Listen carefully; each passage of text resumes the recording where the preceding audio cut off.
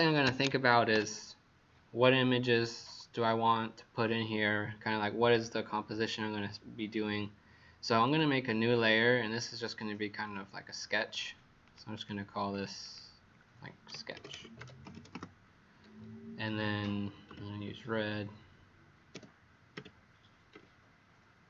Use 100% opacity here. Let me just get like a hard brush. Oops. So my brush is huge. So I think here, maybe we get his shack doing something like this over here. It's kind of shaped like that.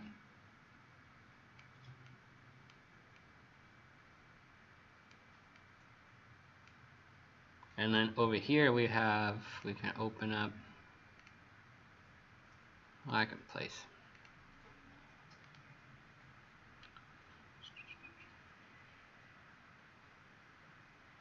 Kind of like this one for some of that. Maybe we mess around with this, somehow get this like tree to feel like it's kind of blending in with the other stuff in the background there. So we might be able to do something cool like that.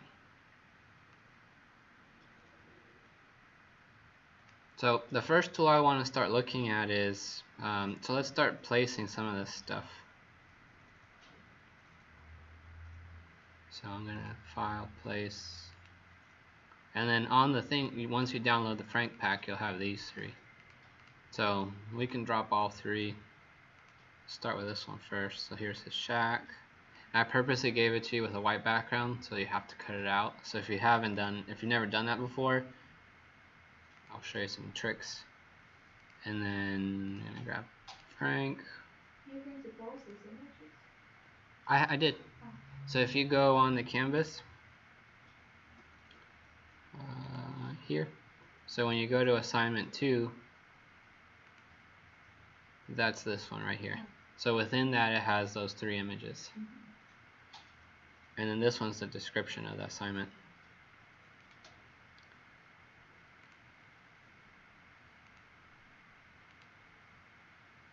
So we have Frank there, I put Bender in here. So maybe they'll be riding together. So now that we have these, we can start thinking about how do we blend the backgrounds together. The layer mask is really the main tool we're going to be using to do all this. So here, I'm just going to quickly go here and add a mask. And then grab my brush exactly like I just had it before. So 20% opacity. How big is it here? Oh, it's huge in this file. Bringing it down. And then you can be pretty like open with it like this. So see here I have this guy. And then so now what I'm doing is I'm starting to fade away parts of it.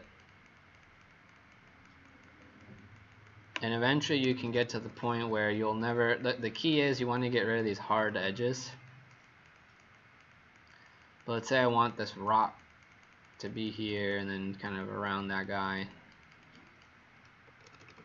And then maybe part of this comes back. And then we can turn this on and off and kind of see what we had before, what we got now. So maybe we move this whole image down so that we don't lose some of it. Or we keep it up and we move the other one up. That could be something cool. And then on the mask, we were drawing with black before, but if you switch and start drawing with white, you can bring back parts of that image that we lost before. So here now I have this image all the way, and then I can grab this guy and move him back up, or I can just mirror this one, flip horizontal. So maybe there's like a cool trail on the other side of this tree.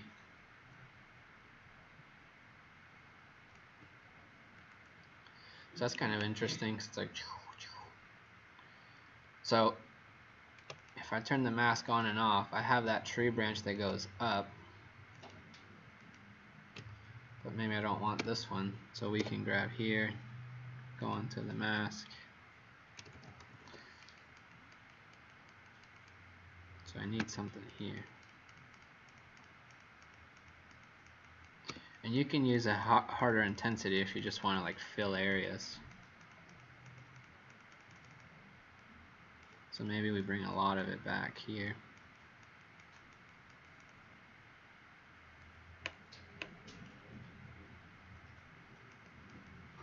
So that one ends there.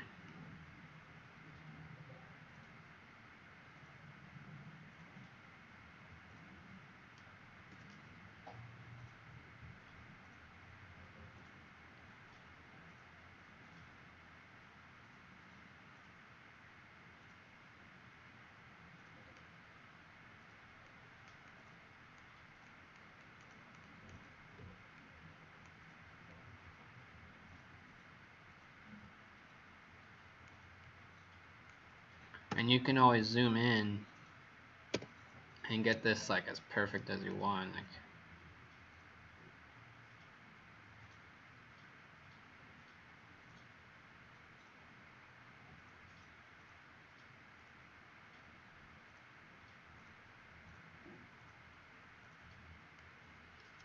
oh, there's another guy behind him. So once you've got that to where you like it, let's say this is kind of cool, maybe that tree's just cut off. Or we can try and get that other tree to line up with it if we scoot it over, so that it starts to do that. Oh, that is kind of weird. So we have that one. Let's grab his shack now. Let's find a spot for this. Maybe his shack is back here.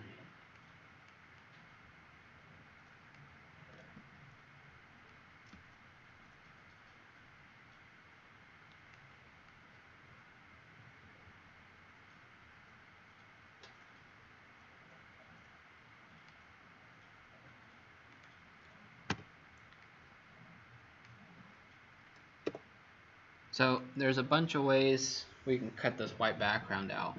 So I'm going to show you a couple. One way we could do it, you can use the wand and you can pick the white, and then I see a lot of people do this all the time. They go rasterize and then you just delete, and now you got white in here, so then you delete there. You got white in there, so you delete. Which you can do that. You could also do it this way, where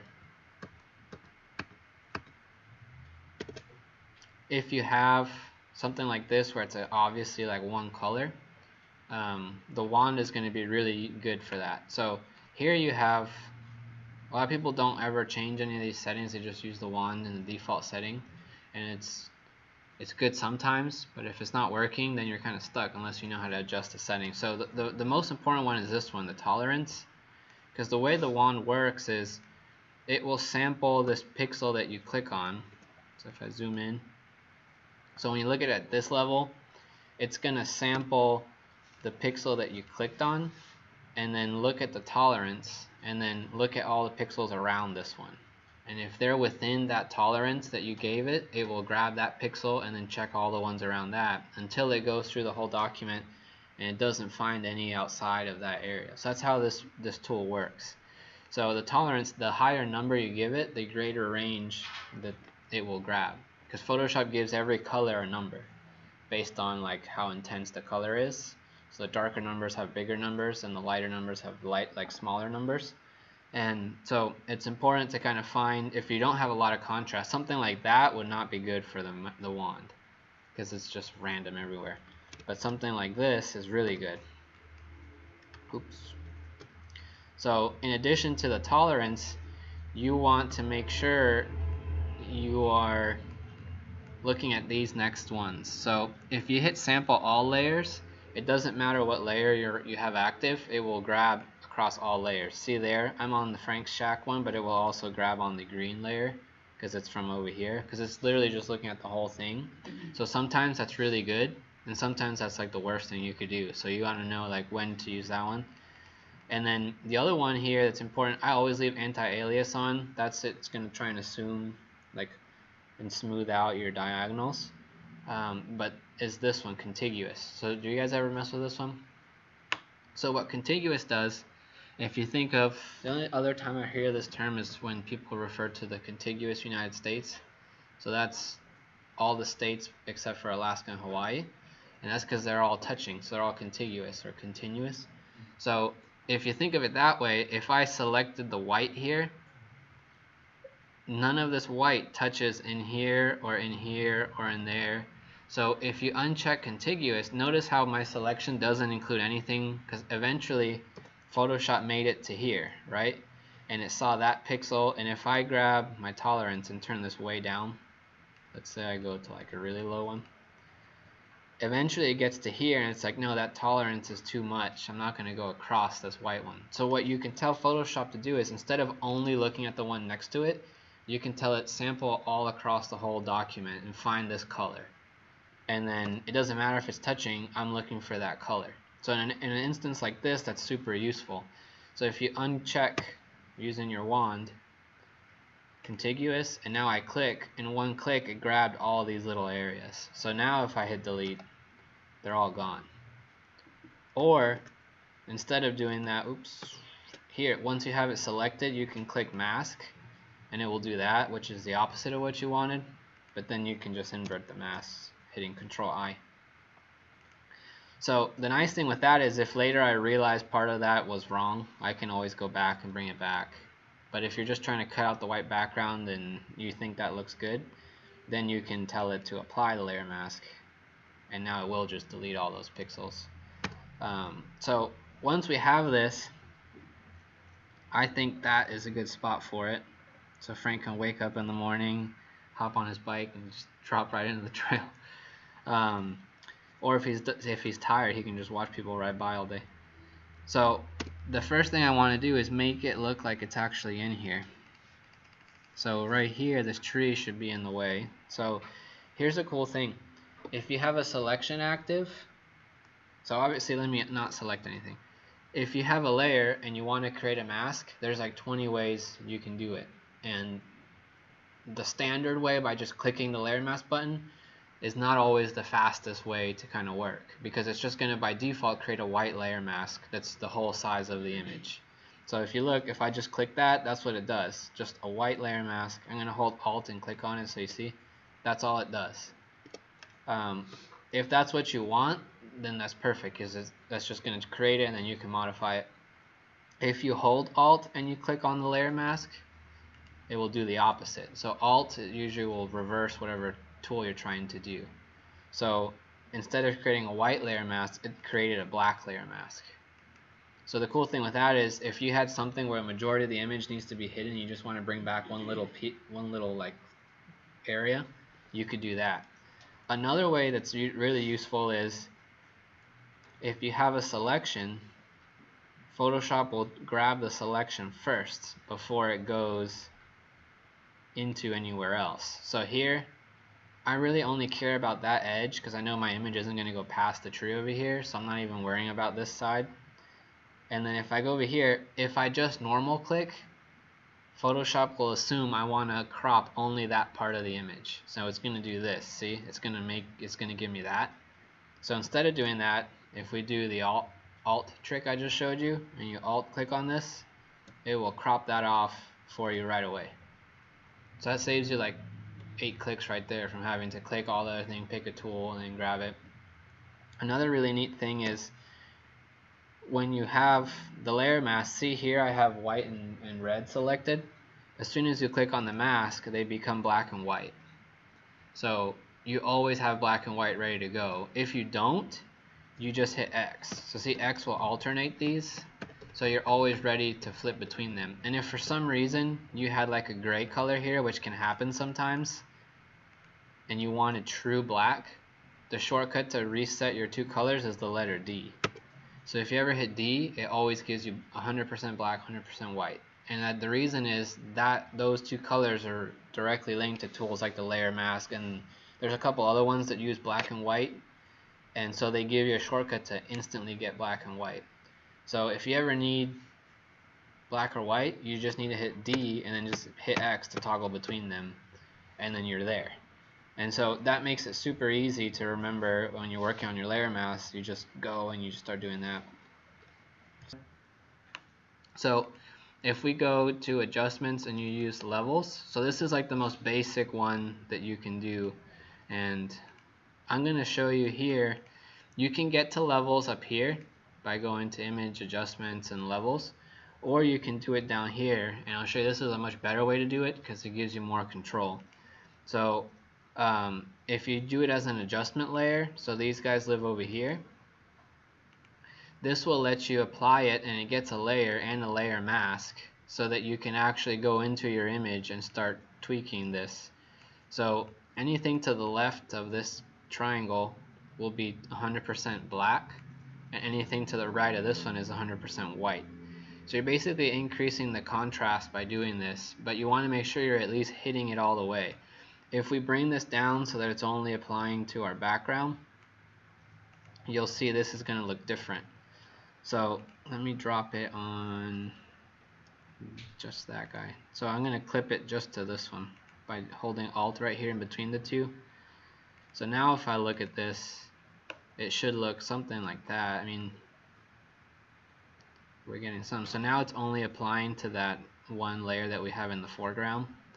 So we can do this individually, or you can apply like a global switch to everything. So what I'm going to try and do now is match it so that I start bringing the foreground up a little bit. So if you notice, before we did that, everything looked kind of flat on the foreground. Now we actually have some contrast, and everything in the foreground is starting to come forward a little bit. So that's one way you can bring something up. And when I mean bring something forward, I mean it feels like it's coming closer to you. Because the goal that we're trying to do is make it feel like you're actually there. It shouldn't look like you're looking at a picture of something from like really far away. Or so like the difference between, I don't know whose projects these are, but the one over there on the left side, see how that one just feels like you're looking at a like realtor's picture of a house for sale? So it doesn't really feel like you're there. It doesn't convey like any sort of emotion about that space. Whereas some of these other ones, it kind of feels like you're in the space, and it's all about the composition of the image, the angle that they've chose, and what they have in the foreground versus the background. So when you're missing some of these, it makes a big difference, because when you look at a rendering, you're like, man, that's such a good rendering, you just keep staring at it. It's because this has been done really well, and you can control someone's eye as they look at your image just by you doing little tricks like that. So it shouldn't ever feel like you're forcing someone to look at something. It should be kind of a whole thing all put together, and you're just kind of looking along as it should be. So we have this looking pretty good. So you can actually, I'm pretty sure there's a way to,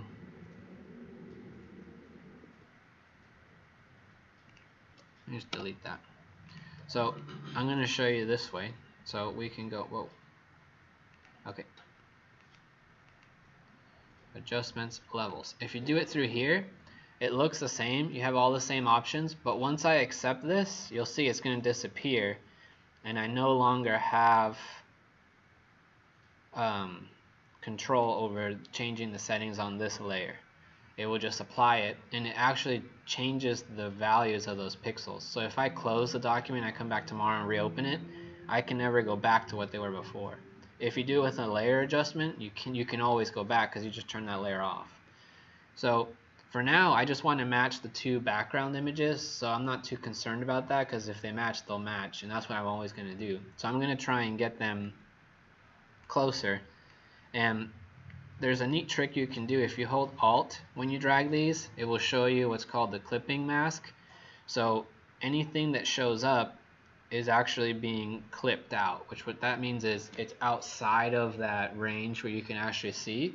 So Photoshop's just treating it as 100% white at that point. And if there's any information in there, you're going to lose it. And if you watch the top of this log, as we move over, it starts getting really white. And if I hold Alt, you can see anything that shows up here is lost now, because once you let go, see it's like oversaturated with white. So you want to be careful and not do too much of that. So you want to bring it to where you're just getting some of it, but not too much.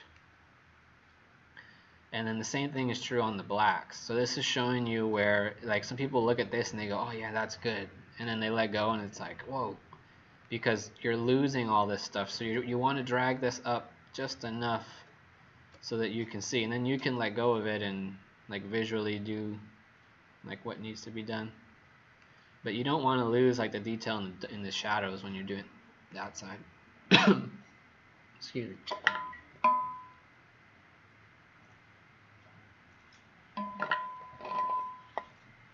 You guys have any questions so far? Is this making sense? Just mostly review, or is it anything new so far? Which one? The levels? Yeah. Yeah, I'm going to do it with this one now. So we've got that. I'm going to do it to this one. So you can go images, adjustments, and levels. Or like get in the habit of reading what these say, because those are the shortcuts. And that will save you a ton of time if you start remembering these.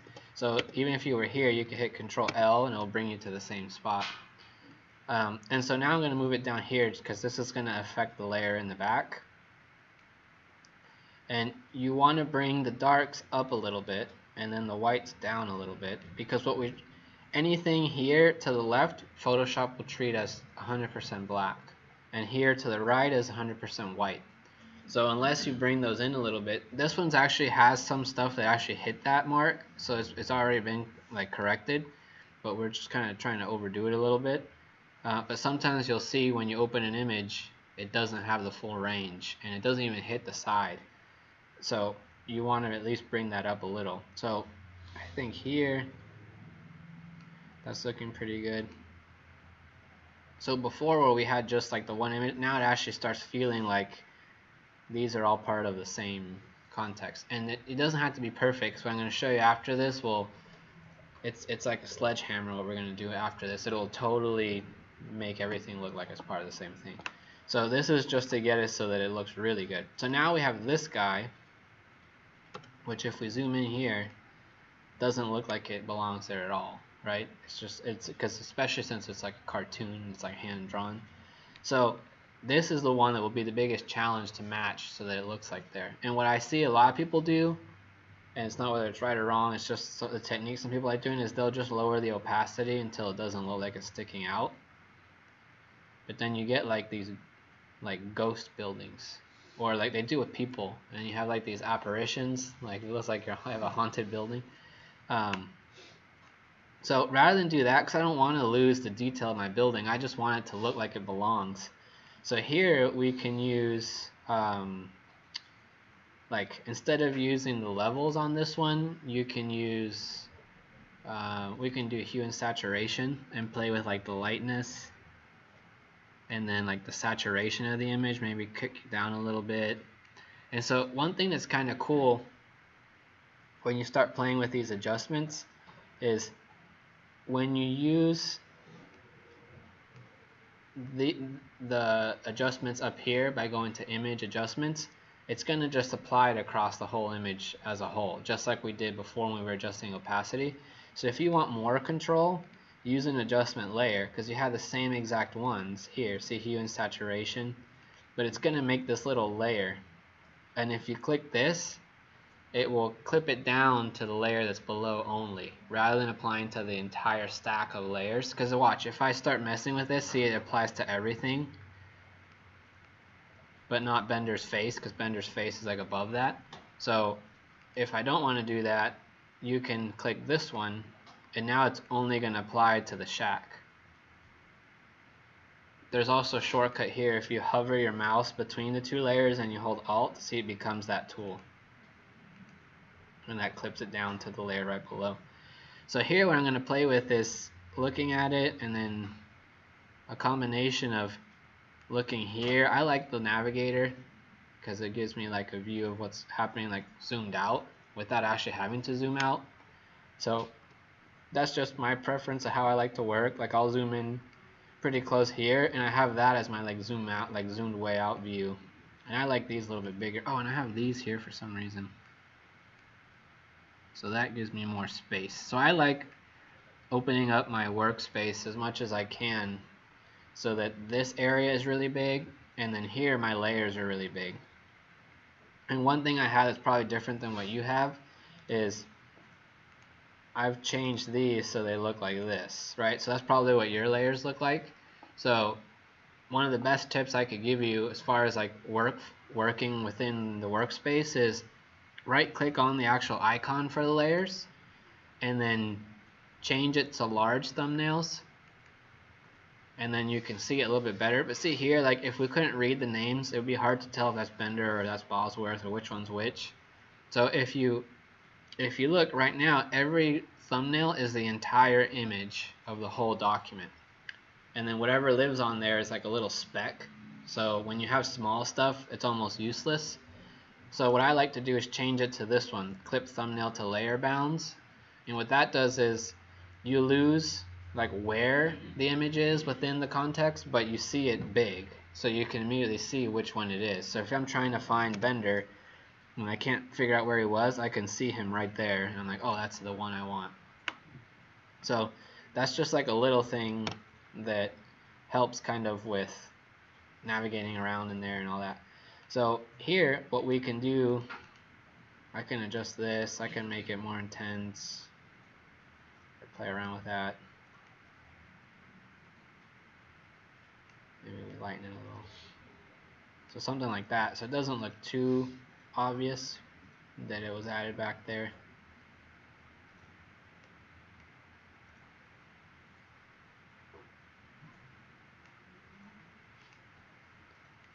And then you can always there's a ton of adjustments you can do to it. So we have that so far. So now let's start making it look like, let's add some more stuff. So let's find some trees we can add. So tree, I usually put like the letters P and G after something, so I get hopefully something with transparency. Oh, that's kind of cool.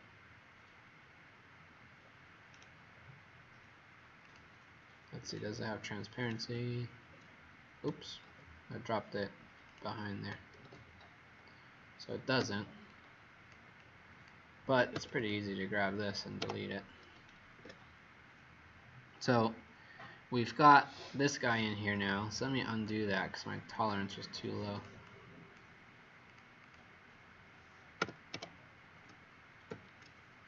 So that looks better.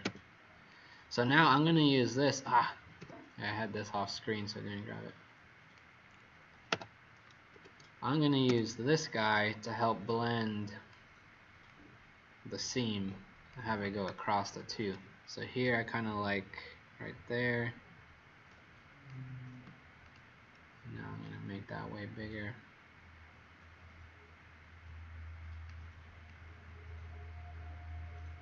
Maybe we put it there.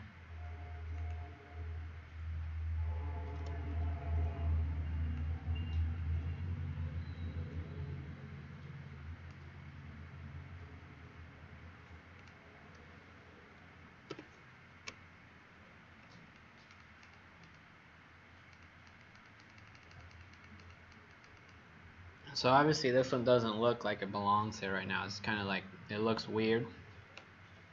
So what we can start doing is saying, you know what, instead of that, it needs to be, let's adjust the levels on it so that it starts bringing that up to the foreground a little bit better.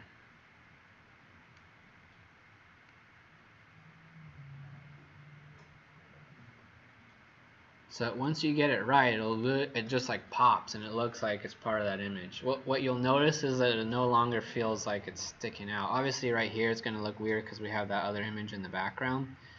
But as we keep going, you'll start to be able to get all these things like together and have them looking good. So for now, I think, what else could we add? Maybe we get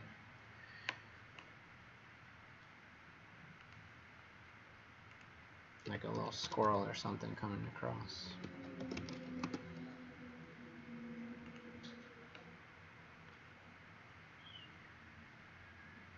This guy.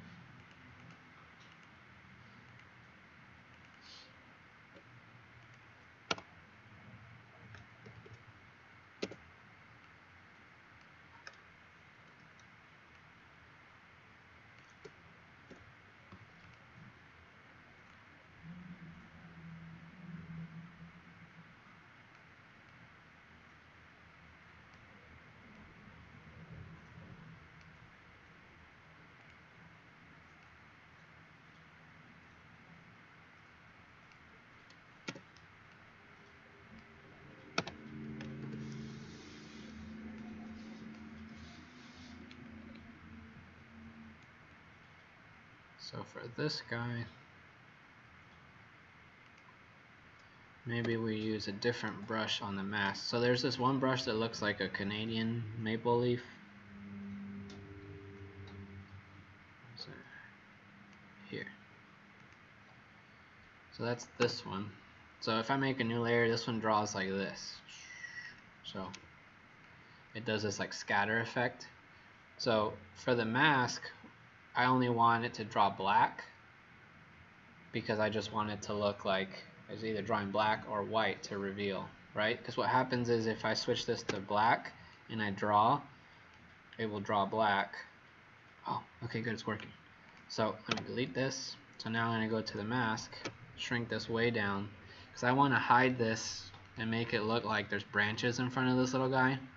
So all I did was draw that, but since I'm hiding him with this pattern, it's going to reveal what's behind him. And since it's already like plants behind him, it'll look like there's plants in front of him.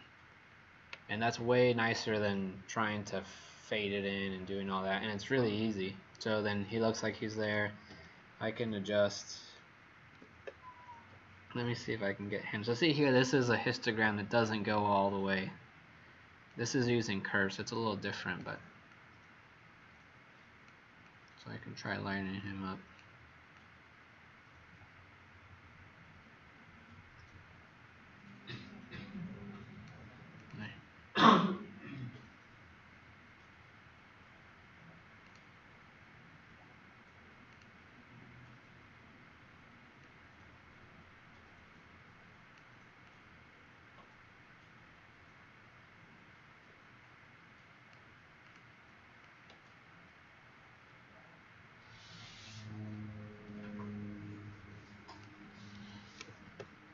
So we've got that guy in there. Got this going across.